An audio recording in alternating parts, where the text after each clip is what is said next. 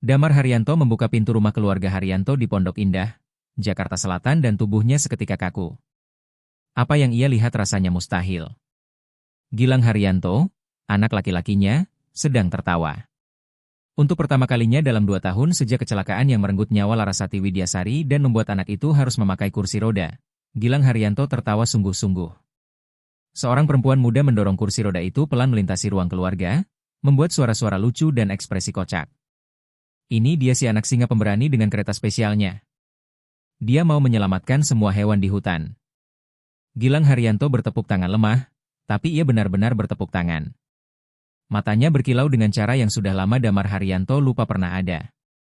Bocah itu mengangkat kedua lengan, berusaha meniru suara-suara yang dibuat perempuan itu. Air mata datang tanpa aba-aba, 2 tetes besar mengalir di pipi Damar Haryanto. Rasanya seperti keajaiban, mustahil, tapi sedang terjadi. Saking emosinya, Damar Haryanto menjatuhkan kunci. Bunyinya menggema di seluruh ruangan dan seketika, sihir itu pecah. Gilang Haryanto berhenti tertawa, meringkuk di kursi roda, dan kembali menjadi anak yang apatis seperti yang ia kenal selama ini, seolah ada lampu yang dipadamkan. "Siapa kamu? Kamu sedang apa dengan anak saya?" Suara Damar Haryanto bergetar antara haru dan putus asa. Perempuan itu cepat berdiri merapikan seragam kerjanya. "Halo, saya Naila Putri Maheswari. Saya mulai kerja di sini hari ini." Agensinya tidak memberitahu? Tidak ada yang memberitahu saya. Damar Haryanto menatap Gilang Haryanto yang kini hanya menunduk menatap kedua tangannya sendiri. Perubahan itu brutal, dari anak yang bahagia menjadi anak yang seolah patah dalam 2 detik. "Ya ampun, saya minta maaf, Pak. Kalau Bapak mau, saya bisa datang lagi lain hari. Saya tidak berniat mengganggu." Ada sesuatu yang berbeda dari cara Naila Putri Maheswari memperlakukan Gilang Haryanto. Dia tidak menatapnya dengan iba, tidak memperlakukannya seperti anak kasihan, melainkan seperti anak biasa. "Kamu tidak perlu pergi, tapi hati-hati. Anak saya sangat rapuh." Naila Putri Maheswari menatap Gilang Haryanto, lalu kembali ke Damar Haryanto. Sorot matanya jelas tidak sepakat. Baginya, anak itu bukan rapuh, hanya sangat kesepian. "Baik, Pak, saya akan hati-hati." Dan Damar Haryanto melihat perempuan itu tidak akan berhenti bermain dengan anaknya. Dan untuk pertama kalinya setelah sekian lama, ia tidak yakin ingin menghentikannya. Hari kedua, Damar Haryanto mengintip dari jendela ruang kerja. Naila Putri Maheswari bekerja di taman, sementara Gilang Haryanto duduk di teras memperhatikannya. Dia bukan hanya membersihkan, dia bercerita. "Kalian tahu tidak apa yang terjadi pagi ini? Bunga-bunga bisikan rahasia. Mawar di sana itu dramatis sekali. Seharian mengeluh, aduh panas, aduh haus. Kalau yang ini, bunga kecilnya pemalu. Ngomongnya pelan banget." Naila Putri Maheswari membuat suara tinggi rendah, memasang wajah galak untuk si mawar, dan wajah malu untuk si bunga pemalu. Gilang Haryanto menatap dengan perhatian penuh, lebih tertarik daripada apapun yang ia tunjukkan selama 2 tahun. Dada Damar Haryanto terasa nyeri. Kapan terakhir kali ia mencoba membuat anaknya tertawa? Dan kapan ia berhenti karena terlalu sakit melihat anak itu tak bereaksi? Kenangan itu menabrak tiba-tiba. Larasati Widyasari mendorong Gilang Haryanto di ayunan. Mereka berdua menjerit kegirangan. "Lebih tinggi, Bu, lebih tinggi." Itu Sabtu pagi, Sabtu terakhir sebelum semuanya berakhir. Damar Haryanto memejamkan mata, menahan penyesalan. Seandainya ia tidak memaksa Larasati Widyasari ikut ke supermarket, seandainya ia menyetir lebih pelan saat hujan. Ya, suara lain menariknya kembali dari pikiran gelap. Gilang Haryanto sedang bertepuk tangan lagi, kali ini lebih keras. Gilang Haryanto memberi tepuk tangan panjang untuk pertunjukan kecil Naila Putri Maheswari. Dan itu adalah gerakan pertama yang Damar Haryanto lihat dilakukan anak laki-lakinya dengan kemauan sendiri setelah berbulan-bulan. "Pak Damar," suara Naila Putri Maheswari membuatnya tersentak. Tanpa ia sadari perempuan itu sudah naik ke teras mendekat. "Maaf mengganggu, Pak. Saya cuma mau tanya, boleh tidak saya buatkan sesuatu untuk dimakan Gilang Haryanto? Tadi pagi dia hampir tidak sarapan." Damar Haryanto menatap anaknya. Benar, selama ini Gilang Haryanto makan sekadar supaya bertahan hidup, tanpa selera, tanpa rasa senang. Coba saja, tapi dia susah sekali kalau soal makan. "Saya bisa buatkan roti lapis yang dipotong bentuk hewan. Kadang kalau kelihatan lucu, lebih mau," kata Naila Putri Maheswari. Damar Haryanto hampir ingin bilang tidak ada yang pernah berhasil, bahwa ia sudah mencoba semuanya, tapi ada sesuatu, secercah keyakinan, di mata Naila Putri Maheswari yang membuatnya mengangguk. Coba. 1 jam kemudian, Naila Putri Maheswari kembali membawa nampan. Roti lapisnya dipotong jadi bentuk kupu-kupu, dengan tomat ceri kecil sebagai antena dan daun selada sebagai sayap. Lihat, Gilang Haryanto, kupu-kupu ini datang makan siang bareng kamu. Mereka lapar dan kangen, ucapnya dengan nada bermain. Gilang Haryanto menatap nampan itu dengan rasa ingin tahu, ragu lagi. Lalu ia mengambil satu kupu-kupu dan menggigit kecil. Dari balik jendela, Damar Haryanto nyaris berteriak karena haru. Anaknya makan atas kemauan sendiri. Nah begitu, jagoan kecil, Naila Putri Maheswari memuji lembut. Kupu-kupunya suka banget sama kamu. Mereka bilang kamu anak paling baik yang pernah mereka kenal. Saat hendak pergi, Naila Putri Maheswari berjongkok setinggi wajah Gilang Haryanto. Besok kita main lagi ya? Baik, pangeranku. Gilang Haryanto mengangguk, sangat pelan, tapi jelas sebuah iya. Dan Damar Haryanto merasakan sesuatu yang tak ia rasakan 2 tahun terakhir, harapan yang benar-benar nyata. 3 hari kemudian, rutinitas khusus Naila Putri Maheswari dengan Gilang Haryanto sudah seperti tradisi. Dia mengubah kegiatan bersih-bersih rumah menjadi petualangan besar. Pagi-pagi ia mendorong kursi roda Gilang Haryanto keliling rumah sambil mengarang cerita tentang apa saja. Vas bunga di ruang keluarga jadi kastel, lampu jadi pesawat luar angkasa, tangga jadi gunung tempat naga-naga baik tinggal. Gilang Haryanto bereaksi lebih banyak setiap hari. Ia menunjuk benda-benda saat ingin Naila Putri Maheswari bercerita tentangnya. Bibirnya bergerak seolah mencoba bicara, dan matanya berkilau lagi. Dalam salah satu permainan di ruang keluarga, Naila Putri Maheswari memutar musik anak-anak lalu menari mengelilingi kursi roda. Ayo kita menari, pangeranku. Kamu gerakan tangan kecilmu, aku gerakan kaki kecilku. Gilang Haryanto mengangkat lengan dan bergoyang mengikuti irama. Tidak banyak, tapi itu partisipasi, itu tanda hidup yang kembali. Dari balik pintu, Damar Haryanto mengamati diam-diam, ia ingin masuk ikut. Menari, tapi takut merusak semuanya. Takut kehadirannya membuat Gilang Haryanto kembali membeku dan diam. Lalu, saat camilan sore, hal yang mustahil terjadi. Naila Putri Maheswari sedang bercerita tentang petualangan mereka sebagai penjelajah pemberani. Sekarang, penjelajah pemberani Gilang Haryanto, kita harus menyeberangi sungai buaya lapar. Kamu berani? Gilang Haryanto menatapnya dengan fokus penuh, bibirnya bergerak pelan, Damar Haryanto mencondongkan badan, jantungnya berdegup liar. Dan kemudian, selembut bisikan, Gilang Haryanto bersuara, "Ma, Ma." Damar Haryanto membeku. Itu seperti Mama, bukan panggilan manja, seolah mengarah pada Larasati Widyasari. Mama, bisiknya lagi sambil menatap Naila Putri Maheswari. Naila Putri Maheswari terharu, tapi tidak membuat keributan. Ia hanya tersenyum hangat. Iya, pangeranku. Dari Magis, kamu hebat sekali. Hari itu, saat pulang, langkah Naila Putri Maheswari berbeda. Ada harapan dalam tapaknya dan keteguhan di matanya. Ia benar-benar berhasil membuat Gilang Haryanto kembali bereaksi. Tapi baik Damar Haryanto maupun Naila Putri Maheswari tidak tahu bahwa seseorang mengamati dari jendela lantai 2. Sebuah bayangan yang mengikuti setiap gerakan, setiap kemajuan kecil, dan bayangan itu sama sekali tidak senang dengan apa yang dilihatnya. Seminggu kemudian, pada hari kerja ke-7 Naila Putri Maheswari, semuanya berubah. Naila Putri Maheswari sedang mendorong kursi roda Gilang Haryanto melewati koridor sambil bersenandung ketika bel pintu berbunyi. Damar Haryanto pergi membukakan, dan dari dalam rumah Naila Putri Maheswari hanya menangkap potongan percakapan yang teredam di ambang pintu. Lalu langkah kaki mendekat. Gilang Haryanto, ada seseorang yang sangat spesial datang untuk melihat kamu, kata Damar Haryanto dengan suara yang aneh, campuran haru dan takjub. Saat perempuan itu masuk ke ruang keluarga, Naila Putri Maheswari merasa dunia seperti berhenti. Ini mustahil, tidak mungkin nyata. Perempuan itu sama persis dengan foto-foto Larasati Widyasari yang terpajang di rumah. Tinggi yang sama, rambut pirang yang sama, mata biru yang sama, bahkan gaya berpakaian yang serupa. Seolah istri Damar Haryanto yang sudah meninggal hidup kembali. Dampaknya pada Gilang Haryanto menghantam seperti badai, anak itu menjerit tertahan karena takut dan mulai gemetar hebat di kursi roda. Air mata memenuhi matanya saat menatap penampakan itu tanpa berkedip. Halo, sayangku.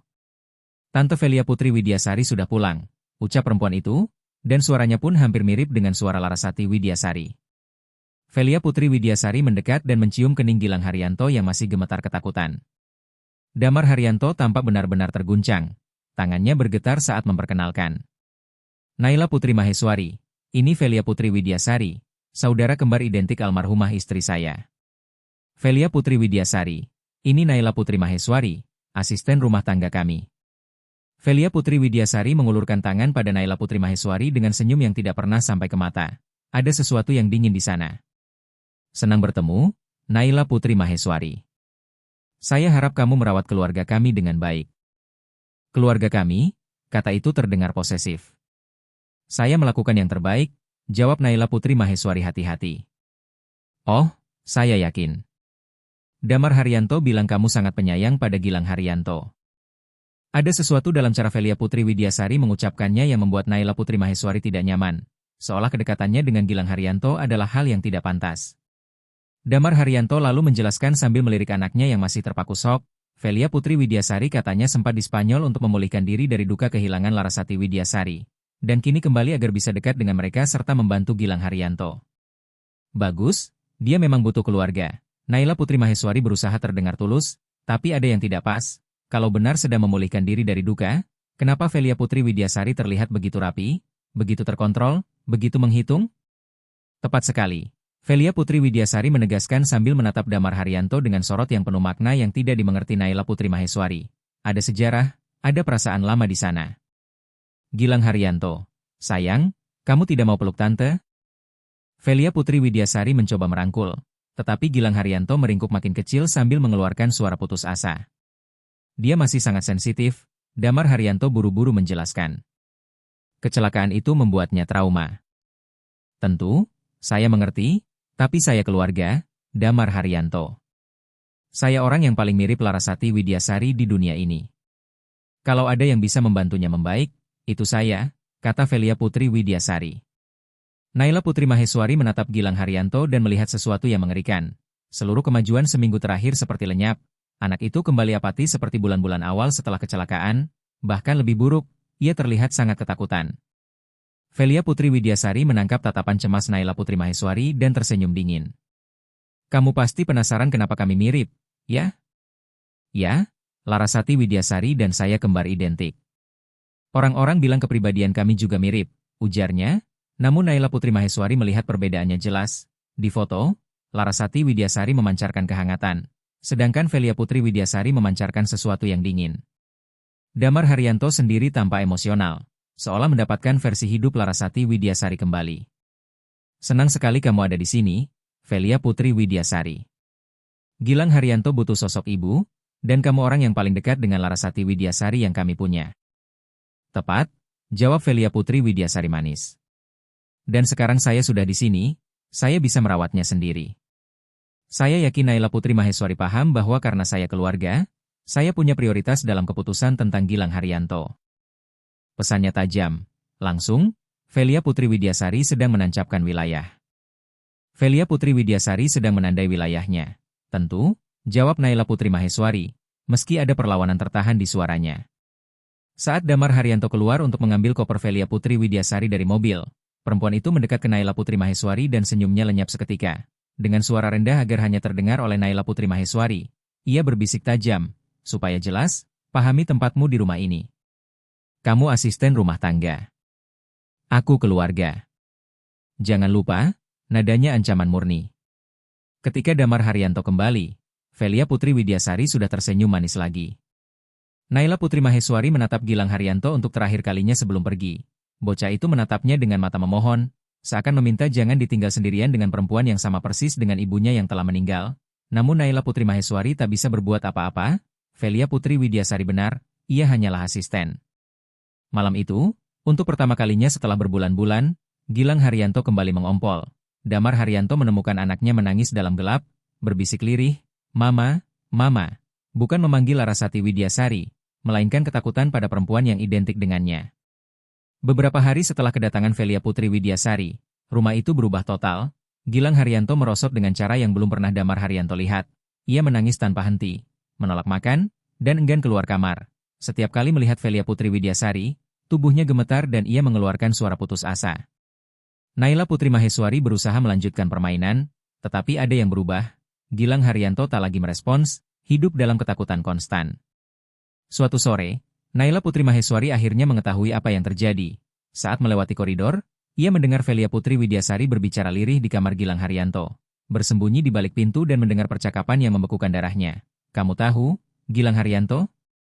Hari itu Mama sangat khawatir karena kamu menangis di mobil. Dia terdistraksi menenangkanmu, bocah itu mengeluarkan suara sakit, dan Velia Putri Widyasari melanjutkan, kalau kamu terlalu gelisah lagi, menangis keras, berisik, ayah bisa sangat khawatir, kamu mengerti, kan? Kita tidak mau terjadi apa-apa. Jantung Naila Putri Maheswari berdegup kencang. Velia Putri Widyasari sedang membuat anak yang trauma merasa bersalah atas kematian ibunya sendiri. Dan kalau kamu menceritakan pembicaraan kita ke siapapun, Tante akan sangat sedih dan mungkin harus pergi. Lalu ayah akan sendirian lagi, sama seperti saat Mama pergi. Kamu mau itu terjadi? Naila Putri Maheswari mendengar Gilang Haryanto menangis tertahan. Ia sedang dimanipulasi secara emosional oleh tantenya sendiri. Ketika Velia Putri Widyasari keluar, Naila Putri Maheswari cepat bersembunyi lalu langsung menghampiri Gilang Haryanto. Menemukannya meringkuk di kursi roda dengan air mata di pipi. Halo, pangeranku, kamu baik-baik saja? Gilang Haryanto menatapnya dengan teror di mata, membuat gestur putus asa, menunjuk mulutnya dan menggeleng. Ia mengatakan tak bisa bicara, lalu menunjuk foto ibunya dan membuat isyarat seolah sesuatu yang buruk akan terjadi. Naila Putri Maheswari mengerti. Ia percaya jika bersuara, orang-orang akan terluka. Apa yang dia lakukan padamu, sayang? Namun Gilang Haryanto hanya bisa menangis dalam diam, terlalu takut untuk bereaksi. Malam itu Damar Haryanto kembali menemukan Gilang Haryanto menangis dalam gelap, untuk keempat kalinya minggu itu. Ada apa, nak? Ceritakan ke ayah, pintanya, tetapi Gilang Haryanto tak mampu bicara, terlalu takut sesuatu akan menimpa ayahnya jika ia membuka mulut. Minggu berikutnya, Velia Putri Widyasari memulai fase kedua rencananya, menghancurkan kepercayaan Damar Haryanto pada Naila Putri Maheswari, dengan menanamkan keraguan kecil lewat percakapan santai. Damar Haryanto, tidak anehkah kondisi Gilang Haryanto memburuk setelah asisten ini datang? Maksudmu? Coba pikirkan, sebelumnya dia stabil dalam masalahnya.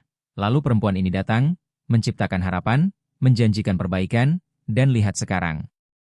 Damar Haryanto terdiam. Memang benar Gilang Haryanto memburuk, tapi itu terjadi sejak Velia Putri Widyasari datang, bukan sejak Naila Putri Maheswari, hanya saja ia tak menyadarinya. Ada lagi yang mengkhawatirkan, lanjut Velia Putri Widyasari pelan, kemarin aku mendengar dia bilang ke Gilang Haryanto kalau Larasati Widyasari mengirim ciuman dari surga, sebuah kebohongan yang mulai menggerogoti segalanya. Itu tidak benar, sebenarnya, namun Damar Haryanto tak punya cara untuk mengetahuinya. Dia bilang begitu, tegas Velia Putri Widyasari lembut tapi menusuk. Iya, Damar Haryanto. Itu membingungkan pikiran anak. Dia jadi menunggu ibunya kembali. Anak yang trauma tidak boleh mendengar hal-hal seperti itu. Hari demi hari, Velia Putri Widyasari menanamkan kebohongan lain dengan rapi. Ia mengarang cerita bahwa Naila Putri Maheswari mengatakan kepada Gilang Haryanto ibunya masih hidup di hatinya dan suatu hari mereka akan bertemu lagi. Aku sebenarnya tidak ingin bilang, katanya seolah enggan, tapi kemarin aku melihat dia mengajari Gilang Haryanto mengirim ciuman ke langit. Saat kutanya, katanya itu cara berkomunikasi dengan Mama. Damar Haryanto, itu berbahaya. Kebohongan Velia Putri Widyasari cerdas. Ia mengambil kalimat-kalimat yang mungkin benar-benar diucapkan orang penyayang, lalu memelintirnya. Damar Haryanto, yang sudah terguncang oleh kehadiran Velia Putri Widyasari, pengingat hidup akan Larasati Widyasari, perlahan mulai percaya. Ledakan terjadi ketika Velia Putri Widyasari menyerahkan selembar kertas yang katanya ia temukan di tempat sampah. Lihat yang ditulis lalu dibuang, ujarnya. Gilang Haryanto butuh seorang ibu. Mungkin aku bisa menjadi orang itu untuknya. Damar Haryanto tercekat. Baginya ini bukti obsesi Naila Putri Maheswari menggantikan Larasati Widyasari. Padahal kertas itu ditulis Velia Putri Widyasari sendiri, dan Damar Haryanto tidak curiga. Sore itu, ia memanggil Naila Putri Maheswari untuk berbicara. Saya perlu bicara. Ada beberapa hal yang membuat saya khawatir. Hal apa, Pak Damar? Kamu bilang ke Gilang Haryanto kalau ibunya mengirim ciuman dari surga, bahwa dia bisa berkomunikasi dengannya. Naila Putri Maheswari terkejut, ia tak pernah mengatakan itu. Saya tidak pernah berkata begitu. Saya hanya bernyanyi dan bermain dengannya. Lalu kertas ini, kamu menulis ingin menjadi ibu anak saya. Kertas apa? Saya tidak menulis apapun. Namun Damar Haryanto terlalu bingung untuk mempercayainya. Velia Putri Widyasari telah bekerja dengan baik. Saya tidak tahu apa yang terjadi, tapi kondisi anak saya memburuk setiap hari. Mungkin sebaiknya kita meninjau ulang kedekatan ini. Naila Putri Maheswari keluar dari percakapan itu hancur. Ia tahu tak berbuat salah, tapi tak bisa membuktikannya. Yang terburuk, Gilang Haryanto makin menderita. Akhir minggu berikutnya, Damar Haryanto mengambil keputusan yang menghancurkan hati Naila Putri Maheswari. Mulai hari ini, kamu tidak boleh sendirian dengan Gilang Haryanto. Kamu hanya membersihkan rumah saat saya atau Velia Putri Widyasari ada. Perintah itu seperti pukulan telak, ia dijauhkan dari satu-satunya anak yang berhasil ia bantu. Tapi, Pak Damar, saya tidak ingin membahas ini lagi. Ini demi kebaikan anak saya. Gilang Haryanto tidak mengerti mengapa satu-satunya sumber kasih sayangnya disingkirkan. Ia melihat Naila Putri Maheswari setiap hari. Namun kini perempuan itu hanya boleh membersihkan sambil diawasi. Tak lagi bermain, bercerita, atau bernyanyi. Anak itu makin terpuruk. Hampir tak mau makan, tidur buruk, kembali ke apati total seperti bulan-bulan awal setelah kecelakaan. Damar Haryanto merasakan ada yang salah, tetapi tak mampu menemukan apa. Anaknya memburuk, sementara semua orang berkata itu normal. Pada masa inilah Damar Haryanto mulai menangkap kejanggalan tentang Velia Putri Widyasari. Ia mengaku 2 tahun di Spanyol, namun tahu detail sangat spesifik tentang rutinitas rumah saat ini, tahu letak barang, mengingat kebiasaan Damar Haryanto yang baru berubah beberapa bulan terakhir. Suatu malam, Damar Haryanto melewati kamar Gilang Haryanto dan mendengar Velia Putri Widyasari berbicara di dalam dengan nada yang berbeda dari suara manis di hadapannya. Kalau kamu mencoba menceritakan pembicaraan kita ke ayah, tante harus pergi. Dan kamu tahu apa yang akan terjadi? Ayah akan sangat sedih sampai bisa sakit, seperti mama. Damar Haryanto bingung. Pembicaraan apa? Mengapa Velia Putri Widyasari mengatakan itu? Namun ketika ia masuk, ia mendapati Velia Putri Widyasari sedang bernyanyi pelan untuk Gilang Haryanto. Dia tadi gelisah, jelasnya lembut. Aku hanya menenangkannya. Damar Haryanto tidak yakin dengan apa yang ia dengar, mungkin hanya perasaannya. Hingga dini hari, segalanya berubah menjadi kacau. Damar Haryanto terbangun oleh tangis putus asa Gilang Haryanto. Saat Damar Haryanto masuk untuk mengecek, ia mendapati Naila Putri Maheswari sudah berada di kamar. Menenangkan Gilang Haryanto, ia jelas melanggar perintah. Kamu sedang apa di sini? Bukankah sudah saya bilang kamu tidak boleh sendirian dengan dia? Naila Putri Maheswari menelan ludah.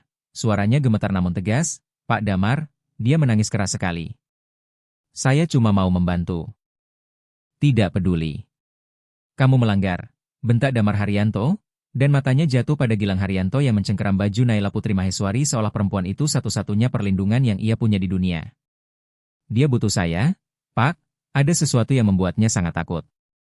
Yang Naila Putri Maheswari tidak tahu, di ambang pintu Velia Putri Widyasari berdiri mengamati dengan senyum puas. Semuanya berjalan tepat seperti rencananya. Beberapa hari kemudian, Naila Putri Maheswari memutuskan ia harus mengerti apa yang sebenarnya terjadi.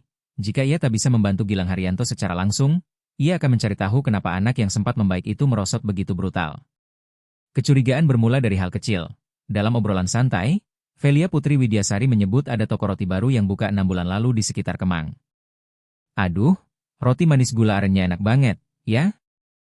Naila Putri Maheswari terdiam. Bagaimana Velia Putri Widyasari tahu toko roti itu kalau katanya 2 tahun di Spanyol? Lalu Naila Putri Maheswari menyadari Velia Putri Widyasari juga tahu lagu yang belakangan sering didengar Damar Haryanto. Padahal lagu itu baru populer di radio 3 bulan terakhir, dan masih banyak keanehan lain. Velia Putri Widyasari tahu Damar Haryanto mengganti merek kopi yang dibeli. Tahu jadwal gymnya berubah. Hal-hal kecil yang mustahil diketahui orang yang benar-benar 2 tahun pergi. Penemuan yang benar-benar menampar datang karena kebetulan, saat Naila Putri Maheswari merapikan ruang keluarga, tas Velia Putri Widyasari terjatuh dan isinya berserakan. Ketika membantu memungut, Naila Putri Maheswari melihat tagihan listrik PLN, tertanggal 3 bulan lalu, dengan alamat sebuah apartemen di Jakarta. Jadi Velia Putri Widyasari tidak sedang di Spanyol, ia tinggal dekat-dekat sini. Tapi kenapa ia berbohong? Setelah itu, Naila Putri Maheswari mulai menangkap bukti lain. Foto-foto di ponsel Velia Putri Widyasari memperlihatkannya berada di tempat-tempat di Jakarta pada 2 tahun yang seharusnya ia habiskan di luar negeri. Selfie di Pondok Indah Mall bertanggal 6 bulan lalu. Dan foto lain di Taman Langsat 4 bulan lalu. Semuanya dusta. Pada saat yang sama, Gilang Haryanto akhirnya bisa berbicara kepada Naila Putri Maheswari dengan cara yang putus asa. Ia berjuang keras mencoret-coret kertas menggambar 2 sosok perempuan identik di dalam mobil. Naila Putri Maheswari menatap gambar itu dan perutnya terasa dingin. Gilang Haryanto melihat sesuatu di hari kecelakaan, sesuatu yang melibatkan dua perempuan yang sama. Berarti Velia Putri Widyasari ada di dalam mobil saat Larasati Widyasari meninggal. Namun sebelum Naila Putri Maheswari sempat menyusun pikirannya, ia mendengar langkah di belakang. Menemukan sesuatu yang menarik, suara Velia Putri Widyasari muncul dari pintu. Senyumnya lenyap total. "Saya cuma membantu memungut barang yang jatuh dari tas," kata Naila Putri Maheswari buru-buru. "Betapa? Kebetulan, ya kamu selalu ada di tempat yang tepat, pada saat yang tepat," balas Velia Putri Widyasari dengan nada sedingin es. Naila Putri Maheswari tahu ia ketahuan menyelidik, dan sesuatu di mata Velia Putri Widyasari mengatakan perempuan itu tidak akan melupakan ini. Malamnya, saat Naila Putri Maheswari pulang ke rumahnya, pintu depan sudah sedikit terbuka. Jantungnya melonjak, ia yakin tadi mengunci. Ia masuk pelan, tidak ada yang hilang, tapi ada jejak lumpur di lantai. Seseorang pernah berada di sana. Di kamar mandi, tertulis di cermin dengan lipstik sebuah kalimat yang membuat darahnya membeku. "Kamu punya keluarga yang indah. Sayang sekali kalau sesuatu terjadi pada mereka."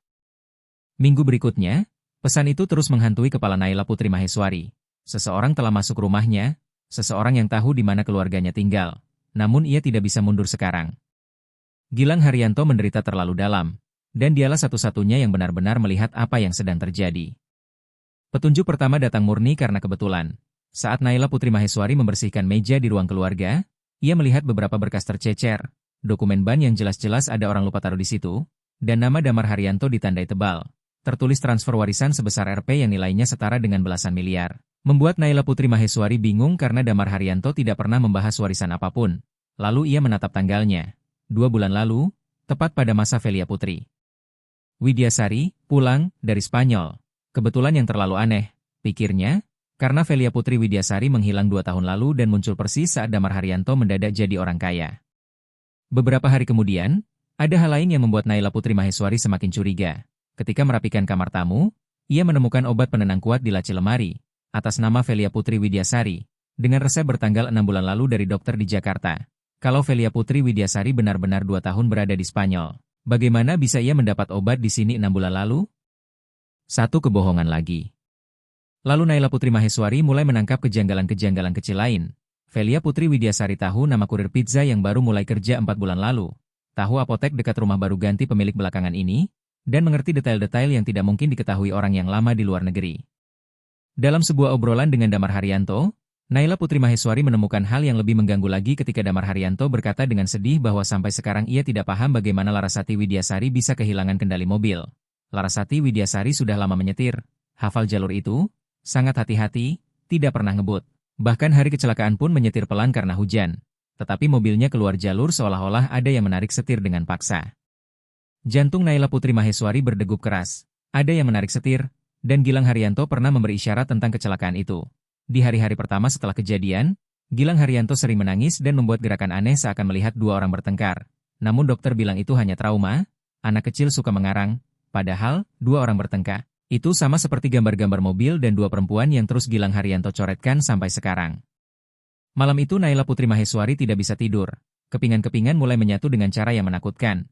Kalau Velia Putri Widyasari sebenarnya tidak pernah pergi jauh, kalau ia kembali demi uang, kalau Gilang Haryanto melihat 2 perempuan bertengkar di dalam mobil, lalu bagaimana kalau kecelakaan itu bukan kecelakaan? Pikiran itu terlalu mengerikan untuk diterima, tetapi ia tak mampu menolaknya. Karena anak 6 tahun tidak mungkin membuat gambar yang begitu spesifik tentang mobil dan 2 perempuan yang berebut setir. Beberapa hari kemudian Damar Haryanto akhirnya bercerita tentang warisan. Ia mengatakan almarhum Pak Kartono Haryanto meninggal 2 bulan lalu dan meninggalkan warisan yang sangat besar. Naila Putri Maheswari pura-pura kaget, mengucapkan, "Syukurlah, Pak." Tapi kini ia paham kenapa Velia Putri Widyasari muncul tepat di masa itu. Apalagi saat Damar Haryanto menyebut nominalnya yang bisa mengubah hidup dan mengaku Velia Putri Widyasari sedang membantunya memikirkan apa yang harus dilakukan. Bahkan, menyarankan menjual rumah ini, membeli yang lebih kecil, dan mungkin pindah kota. Perut Naila Putri Maheswari terasa dingin. Velia Putri Widyasari ingin membawa Damar Haryanto dan Gilang Haryanto pergi jauh, mengisolasi mereka dari siapapun yang bisa merusak rencananya. Dan ketika Naila Putri Maheswari bertanya bagaimana reaksi Gilang Haryanto soal pindah, Damar Haryanto menghela napas dan mengaku anak itu gelisah setiap kali dibahas. Bahkan kemarin kembali menggambar hal-hal aneh. Mobil, perempuan, coretan yang membingungkan. Velia Putri Widyasari menyebut itu tanda. Pikirannya berusaha melupakan trauma, namun Naila Putri Maheswari yakin bukan itu. Gilang Haryanto sedang berusaha mengatakan kebenaran dengan satu-satunya cara yang ia mampu. Dan saat Naila Putri Maheswari meminta melihat gambar-gambar itu, Damar Haryanto ragu karena Velia Putri Widyasari melarang memperhatikan terlalu jauh. Katanya semakin fokus pada trauma. Semakin buruk kondisi Gilang Haryanto. Dan Naila Putri Maheswari sadar Velia Putri Widyasari mengerti persis apa yang sedang ia lakukan. Velia Putri Widyasari jelas tidak ingin siapapun melihat apa yang sedang berusaha Gilang Haryanto sampaikan. Jadi sore itu Naila Putri Maheswari memanfaatkan beberapa menit ketika ia bisa sendirian dengan Gilang Haryanto. Anak itu duduk di ruang keluarga menatap keluar jendela, dan Naila Putri Maheswari mendekat pelan. "Halo, pangeranku. Kamu baik-baik saja?" Gilang Haryanto menatapnya dengan mata sedih lalu memberi isyarat ke kertas dan pensil di meja, seolah meminta. "Kamu mau menggambar?" Gilang Haryanto mengangguk, meraih pensil dengan tangan gemetar, lalu mulai mencoret-coret. Gambar yang muncul kali ini jauh lebih jelas daripada sebelumnya. Dua perempuan yang wajahnya identik berada di dalam mobil. Yang satu memegang setir, yang satu lagi menarik setir dengan keras, dan seorang anak kecil menangis di kursi belakang. Darah Naila Putri Maheswari terasa membeku. "Kamu lihat ini terjadi, sayang? Hari saat Mama terluka?" Gilang Haryanto mengangguk lagi, air mata mengambang di matanya, lalu Naila Putri Maheswari bertanya dengan suara hampir pecah apakah Velia Putri Widyasari ada di dalam mobil. Dan Gilang Haryanto mengangguk sekali lagi, kemudian menunjukkan bahwa mereka berebut setir. Ia menangis, menunjuk sosok Velia Putri Widyasari di gambar, lalu membuat gerakan mendadak dengan kedua tangan seperti menarik sesuatu dengan paksa. Naila Putri Maheswari memeluk Gilang Haryanto ketika bocah itu menjatuhkan diri ke dalam pelukannya sambil menangis. Untuk pertama kalinya setelah berminggu-minggu, ia mencari kasih sayang dari seseorang. Dan Naila Putri Maheswari berbisik bahwa ia sangat berani menunjukkan ini. Namun saat Naila Putri Maheswari mengangkat kepala, ia melihat Velia Putri Widyasari berdiri di ambang pintu dengan senyum beku yang sudah ia kenal. "Pemandangan yang indah," kata Velia Putri Widyasari dingin. "Kalian berdua dekat sekali." Seketika Gilang Haryanto menjauh dari Naila Putri Maheswari dan kembali menjadi apatis. Rasa takut itu kembali menutupnya rapat. Tepat saat itu Damar Haryanto masuk. "Ada apa?" Velia Putri Widyasari langsung menjawab cepat, "Tidak ada yang penting, hanya Naila Putri Maheswari." Menenangkan Gilang Haryanto lagi, dia memang punya cara khusus dengan anak itu. Dan nada bicaranya jelas menunjukkan ia akan memakai ini untuk menyerang Naila Putri Maheswari nanti. Dalam hari-hari berikutnya, Velia Putri Widyasari menaikkan tekanan dari semua sisi. Kepada Damar Haryanto ia menanamkan keraguan baru, mengatakan ia melihat Gilang Haryanto semakin melekat pada Naila Putri Maheswari dan itu tidak sehat karena anak trauma tidak boleh bergantung pada seorang asisten rumah tangga. Kepada Gilang Haryanto ia memperkuat pemerasan emosional. Bertanya apakah ia memperlihatkan gambar pada Naila Putri Maheswari, karena kalau ia maka Naila Putri Maheswari bisa kena masalah besar dan ayah bisa marah. Dan kepada Naila Putri Maheswari sendiri, ancamannya menjadi makin terang. "Kamu punya keluarga yang baik, kan? Ibu kamu, dan saudara laki-lakimu. Penting sekali menjaga orang yang kita sayang," ucap Velia Putri Widyasari dengan nada yang membuat tengkuk Naila Putri Maheswari meremang. "Bagaimana kamu tahu tentang keluarga saya?" tanya Naila Putri Maheswari. Dan Velia Putri Widyasari tersenyum tipis. "Oh ya, bagaimana kabar ibu kamu? Masih tinggal di rumah kecil yang catnya warna-warni itu?" Naila Putri Maheswari membeku. Ia tidak pernah memberitahu alamat ibunya. Lalu Velia Putri Widyasari menambahkan santai seolah ngobrol biasa. "Dan saudara kamu, Rizky Aditya Maheswari, masih kerja di SPBU itu, ya?" Jantung Naila Putri Maheswari serasa jatuh. Velia Putri Widyasari sudah menyelidiki seluruh keluarganya. "Kenapa kamu tanya begitu?" "Cuma penasaran, sama seperti kamu penasaran soal hal-hal tertentu," balas Velia Putri Widyasari, dan ancamannya jelas, kalau Naila Putri Maheswari terus bertanya, keluarganya yang akan membayar. Malam itu Naila Putri Maheswari menelepon keluarganya dengan suara bergetar, memperingatkan ibunya agar tidak membuka pintu bila ada orang asing dan meminta mereka lebih waspada. Namun ia tahu kewaspadaan saja tidak akan cukup, karena Velia Putri Widyasari sudah menunjukkan ia sanggup melakukan apa saja. Pada masa ini Naila Putri Maheswari akhirnya sadar bahwa dirinya sedang diawasi. Velia Putri Widyasari muncul di tempat-tempat paling tidak terduga dengan alasan yang selalu terdengar manis. "Wah, kebetulan ya ketemu di toko roti." Atau, "Aneh, kamu juga belanja di supermarket hari ini?" Terlalu banyak kebetulan untuk disebut kebetulan. Jelas ada orang yang mengikuti Naila Putri Maheswari. Dalam salah satu kebetulan itu, Velia Putri Widyasari tanpa sengaja melontarkan kalimat yang membuka semuanya. "Kamu tahu, Naila Putri Maheswari, ada orang-orang yang terlalu banyak bertanya dalam hidup dan itu bisa merepotkan mereka." "Maksudnya?" "Maksudku, Rasa ingin tahu yang berlebihan kadang membawa masalah, apalagi kalau mengusik hal-hal yang seharusnya sudah jadi masa lalu.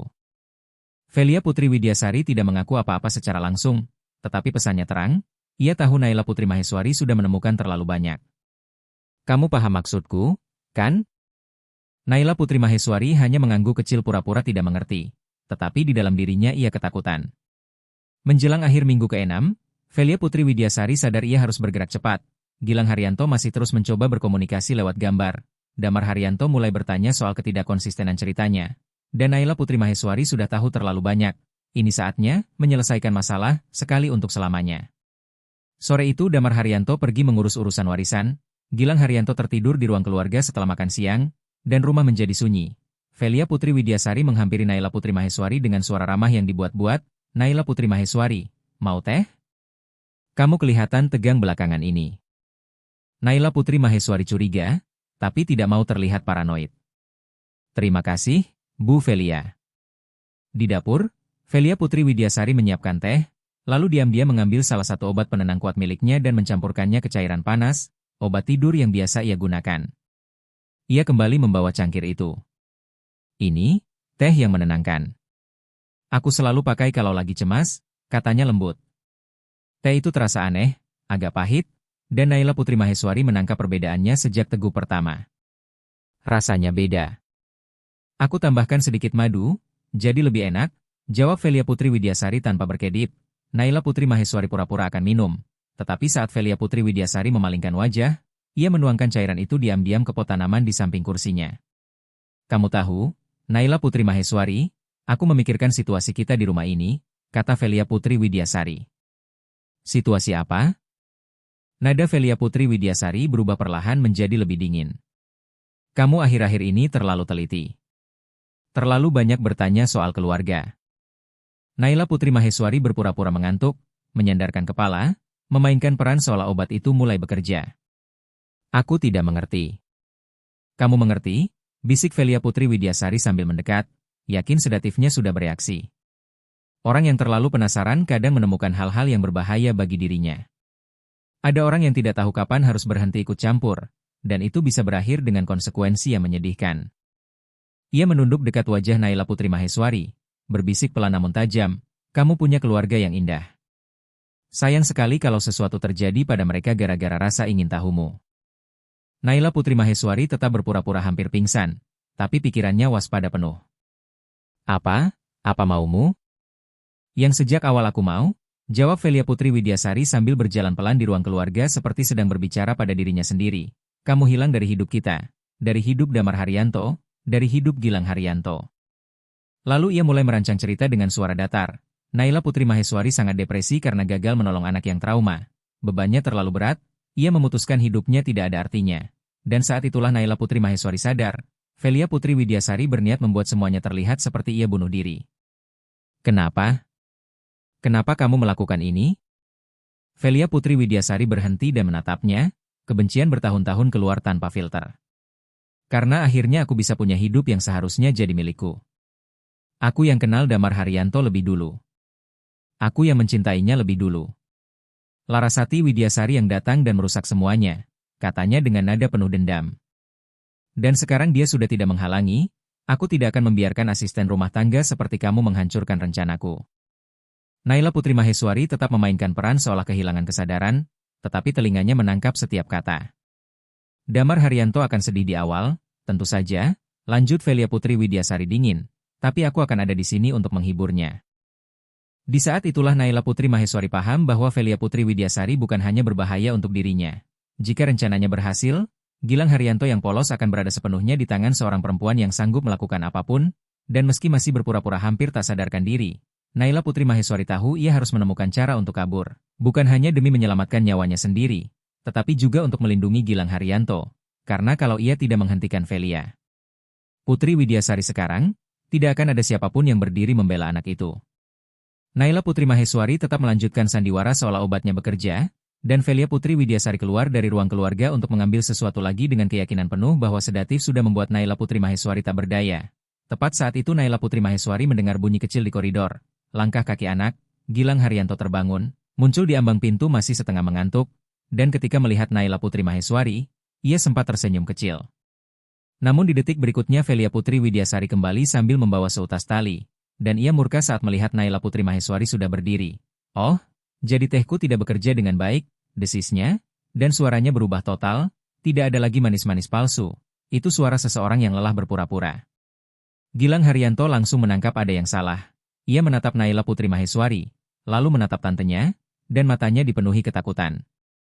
"Bagus kamu bangun, Gilang Haryanto," kata Velia Putri Widyasari dingin. "Kamu bisa pamit sama teman kecilmu." Ia memblokir jalan keluar. Naila Putri Maheswari mencoba bergerak, tetapi tidak bisa melewatinya. Dan pada momen itulah sesuatu yang luar biasa terjadi. Gilang Haryanto melihat perempuan yang ia sayangi berada dalam bahaya dan merasakan dorongan kuat yang tidak ia rasakan selama 2 tahun. Ia harus melindungi Naila Putri Maheswari. "Tidak," teriaknya, suaranya meledak seperti petir, kata pertama yang benar-benar jelas selama 2 tahun. Velia Putri Widyasari membeku syok, tali itu terlepas dari tangannya dan jatuh ke lantai. "Jangan sakiti," kata Gilang Haryanto dengan kata-kata patah namun teguh, lalu ia berusaha menyusun kalimat untuk Naila Putri Maheswari. Suaranya serak karena lama tidak bicara. "Naila Putri Maheswari, jangan." Kemudian ia menunjuk Velia Putri Widyasari dengan jari gemetar. Dia jahat, dan tiba-tiba ia memanggil lebih keras. "Ayah! Ayah!" Pada saat yang sama Damar Haryanto baru tiba. Ia mendengar suara anaknya dan berlari masuk ke dalam rumah. Lalu ketika melihat pemandangan itu, Velia Putri Widyasari berdiri dengan wajah tegang. Naila Putri Maheswari terpojok, Gilang Haryanto berteriak, ia tidak mengerti apa-apa. "Ada apa ini?" Gilang Haryanto memaksa kata-kata keluar pelan tapi cukup jelas untuk dipahami. Dia mau sakiti Naila Putri Maheswari. Damar Haryanto menoleh tajam ke Velia Putri Widyasari. "Velia Putri Widyasari, maksudnya apa ini?" Namun Gilang Haryanto tidak berhenti. Seperti bendungan yang jebol, dia di mobil sama Mama, dan Damar Haryanto mendadak kaku. "Mobil apa? Mama siapa?" Gilang Haryanto menunjuk dan mengulang dengan putus-putus. Dia tarik setir, dan Damar Haryanto merasa lantai seakan hilang di bawah kakinya. "Apa yang kamu katakan, Nak?" Gilang Haryanto menangis, tetapi kata-kata terus keluar. Aku lihat semua. Mereka berantem di mobil." Tante Velia Putri Widyasari tarik, tiap kata menghantam perut Damar Haryanto seperti pukulan. Mama jatuh karena dia. Damar Haryanto menatap Velia Putri Widyasari yang kini pucat, dan Velia Putri Widyasari mencoba memotong cepat. "Itu tidak benar, Damar Haryanto." Anak itu bingung, trauma.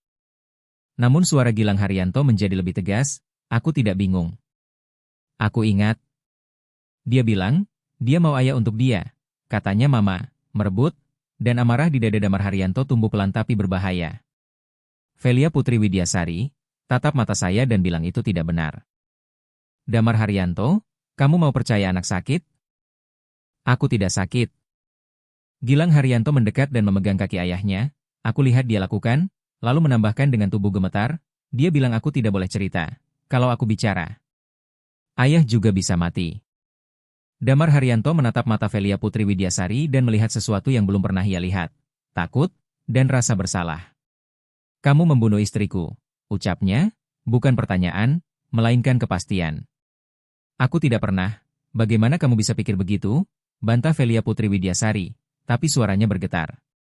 Dan Damar Haryanto menjawab dengan suara rendah yang penuh luka. "Karena anak laki-lakiku yang berusia 8 tahun tidak mengarang cerita seperti ini." "Karena kamu menghilang tepat setelah kecelakaan itu," suara Damar Haryanto bergetar menahan amarah, "karena kamu muncul lagi persis saat aku dapat uang warisan, dan karena selama ini kamu selalu iri pada Larasati Widyasari," dan kepingan-kepingan di kepalanya akhirnya menyatu. Velia Putri Widyasari melihat dirinya terpojok, napasnya memburu. Lalu ia menyerah setengah hati. "Baik, kami memang bertengkar di mobil." "Iya. Tapi bukan sengaja," katanya putus asa. "Dia tahu aku masih mencintaimu, dia bilang akan membongkar semuanya. Dia mau menghancurkan satu-satunya kesempatan yang kupunya." Tubuh Damar Haryanto gemetar karena marah. "Lalu kamu membunuhnya?" "Aku cuma mau dia berhenti." Velia Putri Widyasari menangis, suaranya pecah. "Aku cuma mau bicara, tapi dia melawan, dan istrimu meninggal." Damar Haryanto menatapnya seperti tak percaya. "Dan kamu biarkan aku menyalahkan diriku 2 tahun. Kamu biarkan anakku memikul rasa bersalah itu." "Aku tidak salah." Velia Putri Widyasari berusaha membalikan, "Itu salah dia." Tapi Gilang Haryanto akhirnya berteriak dengan bebas, seolah rantai di dadanya patah, menolak kebohongan itu. Damar Haryanto meraih ponselnya dan langsung menelepon polisi di 110. Halo, saya butuh bantuan. Ada pengakuan pembunuhan di sini. Sekitar 15 menit kemudian, petugas polisi tiba. Damar Haryanto sudah menceritakan semuanya lewat telepon, dan ketika mereka masuk, mereka menemukan Velia Putri Widyasari terduduk di lantai sambil menangis. Damar Haryanto memeluk Gilang Haryanto, sementara Naila Putri Maheswari masih terpaku syok. Velia Putri Widyasari, Anda ditangkap atas dugaan pembunuhan dan percobaan pembunuhan, kata petugas, lalu memborgolnya. Saat borgol dikunci, Velia Putri Widyasari menatap Damar Haryanto untuk terakhir kalinya. Aku selalu mencintaimu, Damar Haryanto, lebih dari dia. Damar Haryanto menjawab dingin, orang yang mencintai tidak membunuh. Ia memeluk Gilang Haryanto yang akhirnya berhenti gemetar. Tidak apa-apa, nak. Sudah selesai. Gilang Haryanto menatap ayahnya dengan mata basah. Ayah, aku tidak membunuh mama. Tidak pernah. Sayangku. Kamu tidak punya salah apa-apa, jawab Damar Haryanto tegas. Lalu ia menoleh pada Naila Putri Maheswari. Suaranya runtuh jadi penyesalan. Maafkan saya karena tidak percaya, karena membiarkan ini terjadi. Naila Putri Maheswari menggeleng. Bapak tidak tahu. Tidak ada yang tahu. Gilang Haryanto berlari kecil menuju Naila Putri Maheswari dan memeluknya erat. Naila Putri Maheswari, tidak apa-apa, aku bicara. Kamu bicara? Bisik Naila Putri Maheswari gemetar haru. Iya, pangeranku sangat berani. Aku selamatkan kamu, kata Gilang Haryanto terbata namun bangga. Iya, kamu menyelamatkanku, Naila Putri Maheswari memeluknya lebih kuat, kamu juga menyelamatkan ayah. Damar Haryanto menatap Naila Putri Maheswari yang memeluk Gilang Haryanto dan baru benar-benar mengerti sesuatu yang seharusnya ia sadari sejak awal. Perempuan itu bukan sekadar asisten yang menjaga anaknya, melainkan orang yang membawa Gilang Haryanto kembali ke hidup, yang mengembalikan cahaya ke rumahnya, yang mempertaruhkan nyawanya demi melindungi seorang anak. Dialah keluarga yang mereka pilih. Hari-hari setelahnya Gilang Haryanto terus berbicara seolah ingin menebus waktu yang hilang. Meski kata-katanya masih pelan dan sederhana, dan Damar Haryanto serta Naila Putri Maheswari menjadi semakin dekat. Belum romantis, tetapi dekat seperti dua orang yang melewati sesuatu yang mengerikan bersama. Sementara itu Velia Putri Widyasari dijatuhi hukuman 20 tahun penjara. Kasusnya muncul di berita, namun Damar Haryanto melindungi Gilang Haryanto dari para wartawan. Gilang Haryanto pulih dengan sangat baik, tiap hari ia semakin banyak bicara, semakin sering tertawa, semakin sering bermain, dan ia sudah tidak mengompol lagi. Setahun kemudian, rumah itu terasa berbeda. Ada kehidupan, ada tawa, ada musik yang mengalun. Gilang Haryanto kini berbicara normal, alami seperti anak berusia 9 tahun pada umumnya. Ia masih memakai kursi roda, tetapi itu tidak menghalanginya untuk bahagia. Damar Haryanto dan Naila Putri Maheswari sudah berpacaran pelan-pelan selama 6 bulan, membangun hubungan yang bertumpu pada cinta yang tulus, bukan pada tragedi yang pernah mengikat mereka. Hari itu istimewa. Damar Haryanto ingin melamar Naila Putri Maheswari. Mereka berada di taman rumah, sementara Gilang Haryanto bermain layang-layang yang dibuatkan Damar Haryanto untuknya. Damar Haryanto menarik napas, memanggil, Naila Putri Maheswari. HM, ada sesuatu yang mau kutanyakan. Lalu ia berlutut di rumput sejajar dengan kursi roda. Menatapnya penuh keyakinan, mau menikah denganku? Naila Putri Maheswari tak mampu berkata-kata. Matanya berkaca-kaca, lalu ia mengangguk kuat dan menjawab lirih namun jelas, mau, iya. Gilang Haryanto berteriak kegirangan sampai layang-layangnya terlepas. Sekarang Naila Putri Maheswari bakal jadi mama beneran. Naila Putri Maheswari tersenyum sambil menangis, menatap Gilang Haryanto hangat. Kalau kamu mau, pangeranku, aku mau sekali, dan mereka bertiga berpelukan di taman di bawah matahari sore. Setelah makan siang, mereka pergi ke TPU Tanah Kusir. Itu baru kali kedua Gilang Haryanto mengunjungi makam ibunya sejak kecelakaan. Damar Haryanto mendorong kursi roda Gilang Haryanto sampai ke nisan, dan Naila Putri Maheswari berjalan di sisi mereka. Halo, Mama, suara Gilang Haryanto mantap tanpa rasa takut. Aku datang mau bilang aku baik-baik saja, kita baik-baik saja. Lalu ia menoleh ke Naila Putri Maheswari. Naila Putri Maheswari mau menikah sama ayah. Dia jaga kita. Aku rasa Mama bakal suka. Damar Haryanto menggenggam tangan Naila Putri Maheswari erat dan menambahkan bahwa Velia Putri Widyasari tidak akan menyakiti siapapun lagi.